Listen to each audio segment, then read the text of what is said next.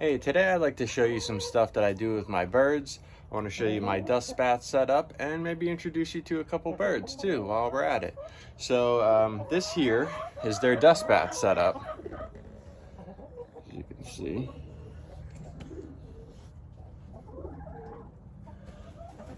It's hard to do this with the selfie camera, but you know, we'll figure it out as we go.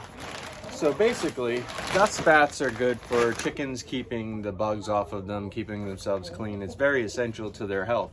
They'll find dustier areas in the ground, loose sand, things of that nature, and they'll fluff themselves up in it, and it's called dust bathing. If you could provide an area for them to dust bathe, it's very beneficial to them. So what I did is I took one of these big deep feeding bowls, rubber, so it's not going to damage underground or anything, and I buried it up into its edge, as you see here, and that way they have somewhat of an in-ground dust bathing pool, especially for the winter time where we're now limited with sun in here. We have it all tarped off, so you're not going to get the same, sun and that type of thing as you would. My favorite thing to use is this. I opened it upside down, so I'm going to dump out the rest of it to top off what I have here, and then I'll show you the bag.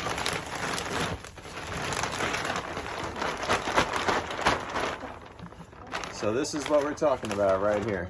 This stuff, this is beautiful stuff for your chickens to dust bathe in. Now, just a quick tip. This stuff is available like crazy all summer long. Right towards the end of the summer, this stuff disappears from the shelves, and if you look for it online, it's triple, quadruple the price, and they just gouge because it's out of season. So you really want to stock up on this stuff earlier, before your winter even comes close, before fall even comes close. Stock it up, throw it in your shed, throw it in your pen, do whatever you got to do, because it's going to be very essential for you going forward. Now I'm going to try to show you. I'll fluff this up a little bit. There we go. See, you want to fluff it up a bit, to get a little compacted, but this stuff is very light, so it's going to stay pretty light and fluffy for them. And this is a wonderful thing for them to keep the mites off of them and any kind of bugs. And they just do this themselves. They just know to get into these nice dusty areas and clean themselves up. So you fluff it up every once in a while, you top it off. Instead, I would use that peat moss, and you're good to go. Now, in the spring, a couple weeks from now, we'll be pulling this tarp off, so I'm going to have to reset this somewhere, probably in the back end of the pen, so that way when it does rain, this doesn't get all muddy on me, because you want to keep it out of the water, because the whole purpose of it is to be dry and fluffy and everything like that. So, you want to come over? Willow, she's one of my friendliest girls. She is always very, very interested in whatever I'm doing. She's such a sweet girl. I'm going to try to show you around to a couple of my birds. You'll have to bear with me because I got to catch chickens, If you've seen Rocky, it's definitely not always that easy. But now these guys, for the most part, are really, really sweet girls. They all came from various situations, some of them the same. I have 6 chickens right now. I'm going to add a few this year.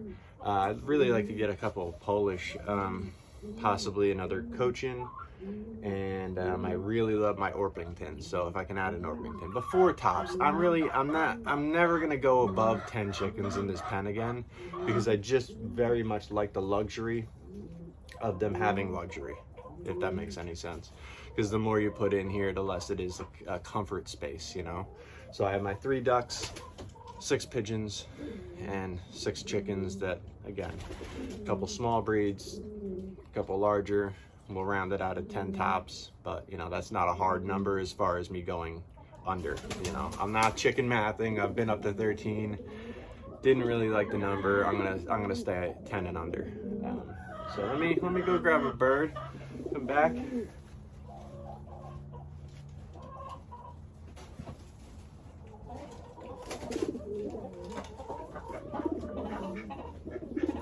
So this is Destiny.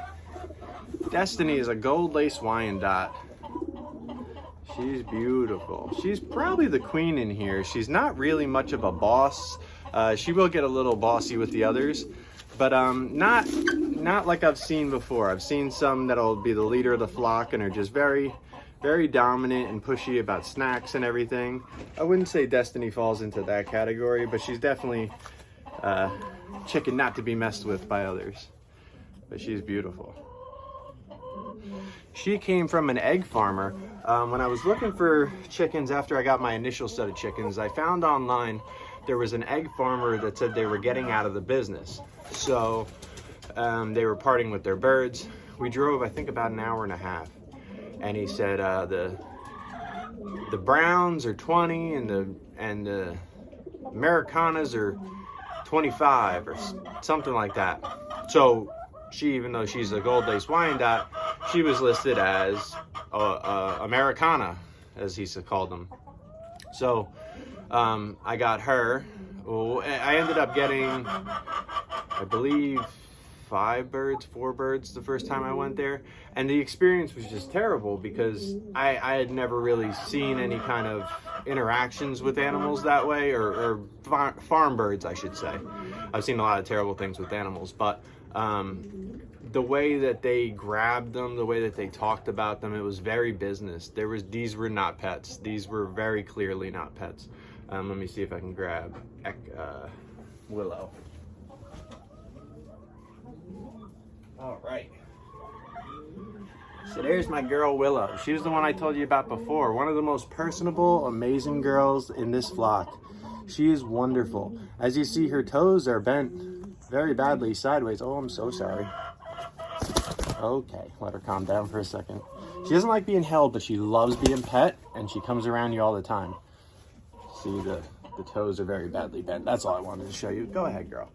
But the guy, when we went to get them, I pointed her out, and he grabbed her with this hook. It was like a long rod with a little hook on the end, and he just snatched her off of a perch and dragged her forward, and my eyes just widened, and he came out with her holding her by her feet. I brought my kids and everything. We were pretty shocked. So quickly, like, oh, just give me her. It's going to be okay, girl. And, you know, just to see these chickens that came from that situation become pets and become family, where they're seeing me come and they know it's mealworms, it's snacks, it's cleaning the pen, it's all positive. It's not that farmer mentality. They kept them there from 6 months old to a year and a half old. And after a year and a half, everything had to go. You know, so whether that be sold off to slaughter, sold off to other farms, that's what they were faced with when they hit that deadline. So, yeah, it was rough. We ended up going back and getting some more because I felt bad. You want to save them all, but again, you can't become part of the problem with overdoing your situation. So, you know, you want to make sure it stays very manageable. Let me see if I can grab one of my OGs.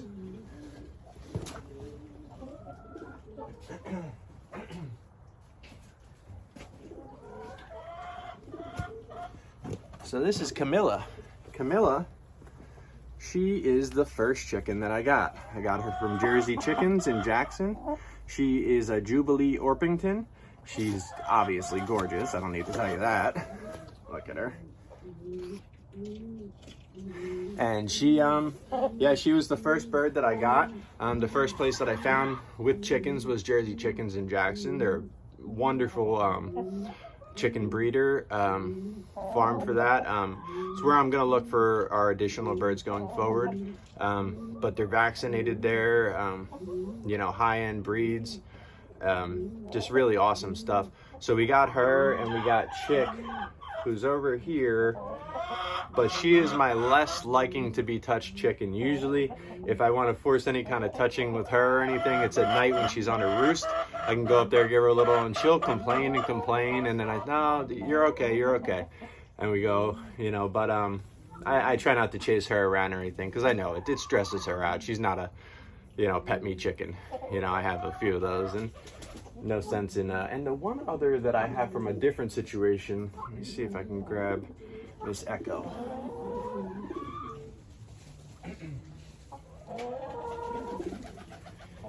There's Echo. She came in with a couple birds from a situation when I worked at the shelter, and she's one of my favorites too. She's the loudest mouth in the group. She's a mix. She's got a bunch of different things in her, maybe some salmon Velverali. I don't know if I pronounced that right. I'm pretty sure I didn't. But she's a sweet girl. She's a loud girl. She's got those extra toes, which is very common of that breed, as well as Silkies, who she also had in her flock when she came there. She had a Silky rooster in her flock. So who knows what her background is. But she's a beautiful, beautiful girl. The loudest thing. Got her little beard there. And she's the only other bird that I have from a different situation.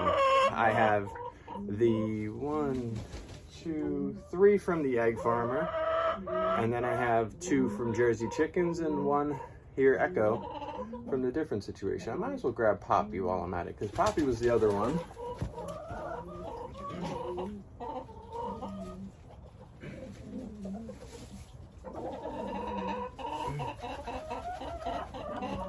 She is a buff Orpington. These guys are pretty common. There she is. She was labeled as just a brown, so she was the $20 chicken, even though she's a buff Orpington. Oh, stop it, girl. There we go. But yeah, she's beautiful.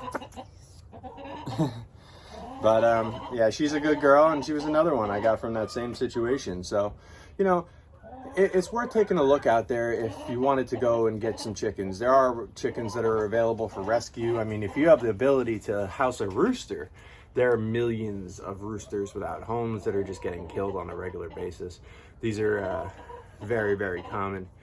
Every rescue that takes roosters are pretty much always packed because they're dominant animals. It's hard to, you know, find spaces for them where they're not going to butt heads with others. So it's very difficult, and you know, my heart goes out to all the people who deal with that out there. And I can't personally have roosters. We're in a, you know, a residential area. I would never, you know, burden my surrounding neighbors and stuff with a super, super loud animal. These guys get a little loud at times. I try to keep them at bay. We feed, you know, make sure everything, you know, stays as happy as possible so they stay as quiet as they can. But, you know, they're chickens, and as long as I stay at a respectful number, I feel like I'm doing the best I can to keep it at the minimal. But yeah, so there's my birds. We'll talk about the ducks on another day, and yeah, hopefully somebody gained something out of this, and we'll talk to you later.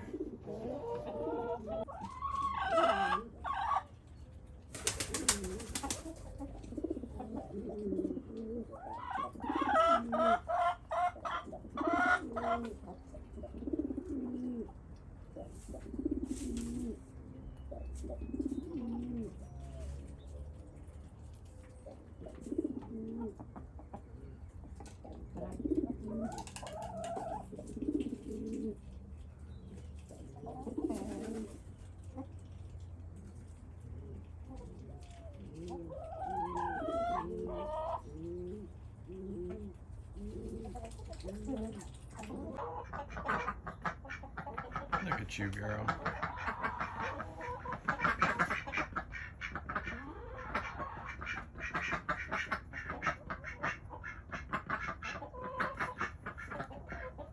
Dust bathing, Poppy.